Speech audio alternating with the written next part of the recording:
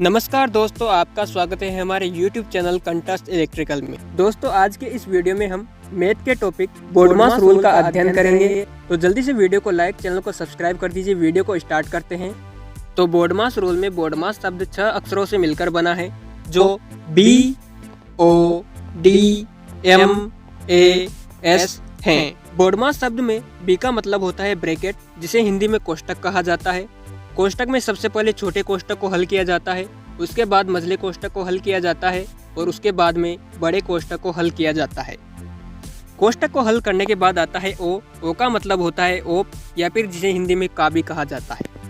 तो यदि हमारी इक्वेशन में कहीं पर भी ओप लिखा हुआ है या का के की लिखा हुआ है तो इसका मतलब गुणा होता है, तो इसे कोष्टक हल करने के बाद हल किया जाता है। इसके बाद में आता है डी। तो डी का मतलब होता है डिवीजन। तो डिवीजन हमारी इक्वेशन में जहाँ कहीं भी भाग का चिन्ह है उसे हल किया जाता है। भाग को हल करने के बाद आता है एम। तो एम का मतलब होता है मल्टीप्लेक्शन, जिसे हिंदी में गुणा कहा जाता है। तो भाग को हल करने के बाद हमारी इक्वेशन में जितने भी गुणा के चिन्ह आ रहे हैं उन सबको हल किया जाता है। गुणा को हल करने के बाद आता है ए का मतलब होता है एडिशन। तो हमारी इक्वेशन में जितने भी जोड़ के चिन्ह हैं उन्हें हल किया जाता है। इसके बाद में एस आता है, तो इसका मतलब होता है सब्ट्रैक्शन। तो हमारी इक्वेशन में जितने भी घटाव के चिन्ह आ रहे हैं उनको हल किया जाता है। इसी सीक्वेंस में हमारी किसी भी मैथ की इक्वेशन को हल किया जाता है। अगर इस बोर्डमास रूल को फॉलो नहीं किया जाए तो हमारी इक्वेशन को हल करने पर आने वाला आंसर गलत हो जाता है। तो उदाहरण के लिए बोर्डमास रूल का यूज करते हुए एक क्वेश्चन को हल कर देखते हैं। तो हमारे पास इक्वेशन है 2 × 3 + 8 भाग चिन्ह 2 - 1 + 5 बड़ा कोष्टक 4 + 2 मझला कोष्टक 6 - 2 छोटा कोष्टक 2 × 4 और ब्रैकेट बंद।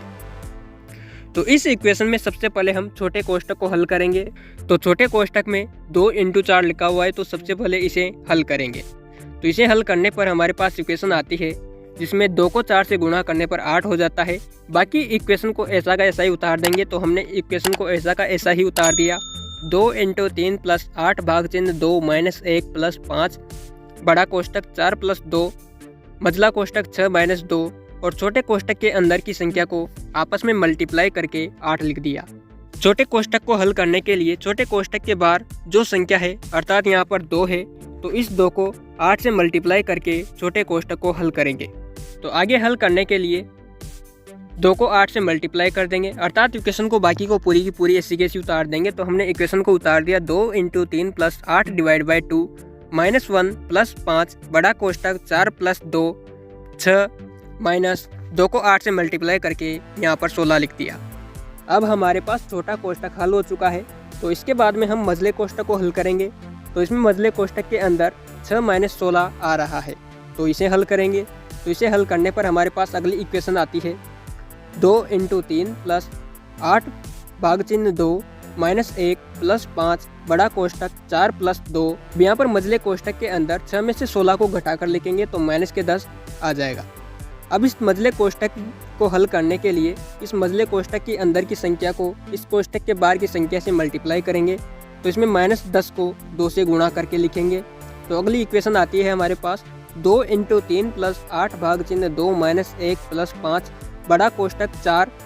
अब -10 को प्लस के 2 से गुणा करेंगे तो यहाँ पर -20 आ जाएगा। तो हमारे पास मझला कोष्टक भी हल हो गया। इसके बाद में हम बड़े कोष्टक को हल करेंगे।